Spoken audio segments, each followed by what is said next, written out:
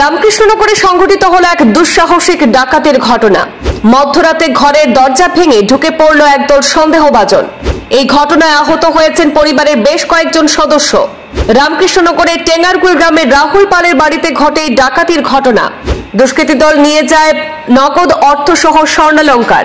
ঘটনাস্থলে পৌঁছে sniper dog সহ তদন্ত শুরু করেছে রামকৃষ্ণনগর পুলিশ।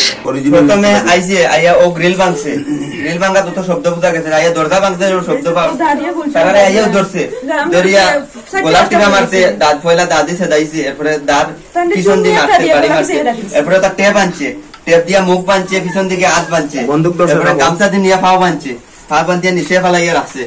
বুধবার মধ্যরাতে রামকৃষ্ণনগরে সংঘটিত হয়েছে এক দুঃসাহসিক ডাকাতির ঘটনা।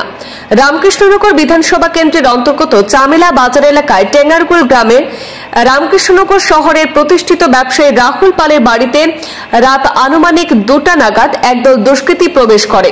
ঘরের বারান্দার গ্রিল ভেঙে প্রথমে তারা প্রবেশ করে রাহুল পালের ঘরে। প্রত্যক্ষদর্শীদের মতে ঘরের ভেতরে ঢুকে পড়ে প্রায় 5 থেকে 6 জন ব্যক্তি। তার আরো কয়েকজন বাইরে অপেক্ষা করছিল বলে অনুমান করা হচ্ছে। দুষ্কৃতীদের আক্রমণে আহত হয়েছেন রাহুল পাল, তার স্ত্রী রিয়া পাল, তাদের 2 কন্যা সন্তান এবং রাহুল পালের ছোট ভাই। ডাকাত দল নিয়ে যায় প্রায় 1.5 লক্ষ টাকা এবং বেশ কিছু স্বর্ণালংকার। এই ঘটনার খবর পেয়ে রাতেই ঘটনাস্থলে পৌঁছান রামকৃষ্ণনগর থানার ওসি লিটন নাথ, গান্ধীনগর গ্রাম পঞ্চায়েতের সভাপতি সৌরভ দাস। খবর পেয়ে ছুটে আসেন শ্রীভূমি জেলার পুলিশ আধিকারিকরাও। শ্রীভূমি জেলা থেকে আনা তদন্তকারী বিশেষ কুকুরের সাহায্যে অর্থাৎ স্নাইপার ডগের সাহায্যে তল্লাশি শুরু করা হয়েছে। তবে এখনো পর্যন্ত কোনো গুরুত্বপূর্ণ সূত্র পাওয়া যায়নি। তবে এই ঘটনার জেরে এলাকায় চরম আতঙ্কের পরিবেশ সৃষ্টি হয়েছে। প্রথমে আইছে আইয়া ও গ্রিল ভাঙছে, গ্রিল ভাঙা তো শব্দ বুঝা গেছে, আইয়া দরজা ভাঙছে শব্দ তারা আইয়াও ধরছে, ধরিয়া গোলাপ টিপা মারছে, দাঁত ফয়লা দাঁত দিয়ে সেদাইছে, এরপরে দাঁত পিছন দিয়ে মারছে, বাড়ি মারছে, এরপরে তার টেপ আনছে, টেপ দিয়া মুখ বাঁধছে, পিছন দিকে হাত বাঁধছে, এরপরে গামছা দিয়ে নিয়ে পাও বাঁধছে, পা বাঁধিয়ে নিচে ফেলাইয়া রাখছে। এরপরে ওদিক থেকে গিয়া আমি ও সাইটের রুমে ঘুমো আসলাম, সাইটের রুমে গিয়া পয়লা দরজার টান মারতে আমি ঘুম থেকে উঠে গেছি। উঠিয়া আমি দরজা টানিয়া দরিয়া রাখছি, 4-5টায় দরিয়া দরজা খুলিয়া নিয়ে আমারে ধরছেন, দরিয়া বলছেন নিচে বো, পয়লা পিস্তল দেখাইছেন, দেখাই বলছেন নিচে বো, নিচে বলছি লগে লগে মুখ টেপ বাঁধছে, এইগুলা টেপ বাঁধছে, এটা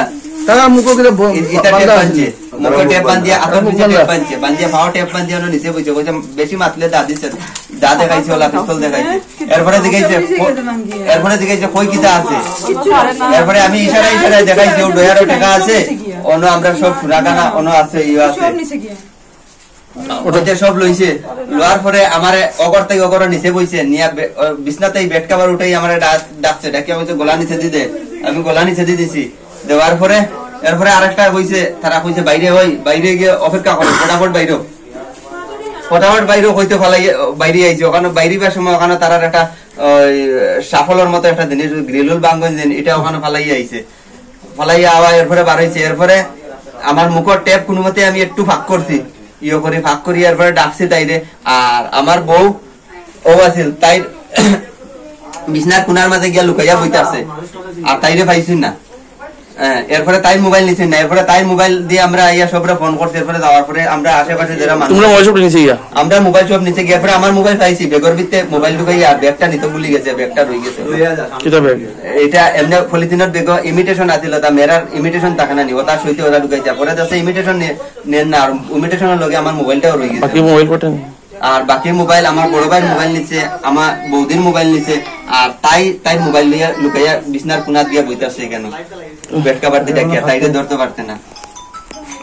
কালকে রাত্রে আনুমানিক 2টার সময় প্রথমে আমার গ্রিল ভাঙছে, গ্রিল ভাঙিয়ে আমি যে রুমে থাকি এই রুমে দরজা ভাঙছে দুষ্কৃতিকারীরা। কতজন আছিল, 5-6 জন ঘরের ভিতরে ঢুকছিল, আর বাইরে কতজন আছিল এটা ঠিক হইতে পারি আর টোটাল কতজন আছিল। তারা প্রথমে গিয়ে আমার মাইরদের করছে, করিয়ে আমার হাত পাও বাঁধছে, আমার মুখ বাঁধছে, আমার গলার মধ্যে ধরছে, আমার মানে প্রাণ বাইরে, জিব্বা বাইরে হয়ে গেছে।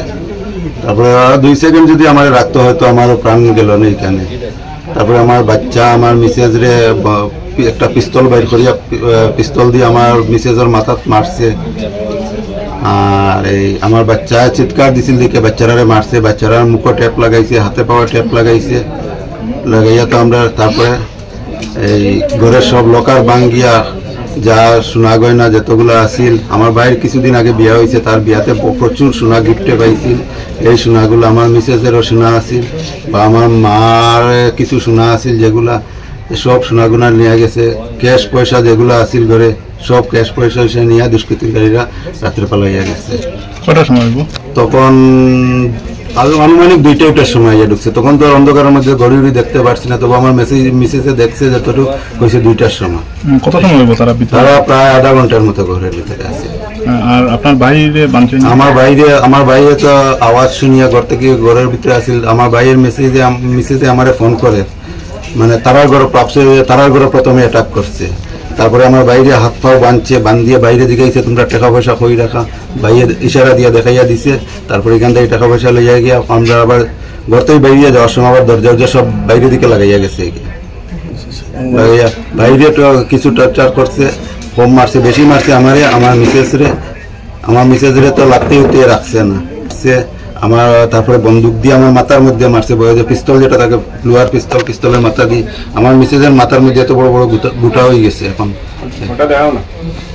টাকা পয়সা লইয়া গেছে, সোনা গয়না লইয়া গেছে, আর কিছু ডকুমেন্টস, এখন তো সব ডকুমেন্টস চিত্রে ফেলাইয়া গেছে। এখন ডকুমেন্টস গুলা লইয়া গেল না, কিতা হয়েছে এখন তো আমি এখনো ভালো করে দেখতে পারি না। দেখলে আমি বুঝতে পারবো যে আমার ডকুমেন্টস গুলা ঠিক আছে না ডকুমেন্টস গুলা লইয়া গেছে। হ্যাঁ, প্রশাসন আইছে, প্রশাসনে আইয়া তো তারা দেখলাম খাস করলো করিয়া এখন তারা কোন দিকে গেছে বা আসেনি জানিয়েন না। তো দেখো এটা তো আমরা ছোটখাটো ব্যবসায়ী, আমরা দোকানের বিক্রির ব্যবসা। এখন তো অনলাইনেও বেশি ট্রানজাকশন হয়ে যায়। কত টাকা হইব ধরেন এক সপ্তাহ 15 দিনের টাকা জমাইলে আসছিল, 15 দিনের হয়তো লাখ 1.5 লাখ সামথিং 1.5 লাখ টাকার ভিতরে হইব বা 1.5 লাখ টাকা। সোনা তো যখন এটা কোনো মাফা নাই সোনাটাই। বিয়ার সময় একটা মানুষের কতটুকু গিফটের সোনা, প্রচুর সোনা উঠছে গিফটে। বা আমার বিয়ার সময় আমার মিসেসে প্রচুর সোনা পাইছে গিফটে। পরে আমার তখন একমাত্র ভরসা পুলিশ প্রশাসন, মিডিয়া, এরা উপরে আমার ভরসা যে আমি ন্যায্য বিচারটা পাইতাম।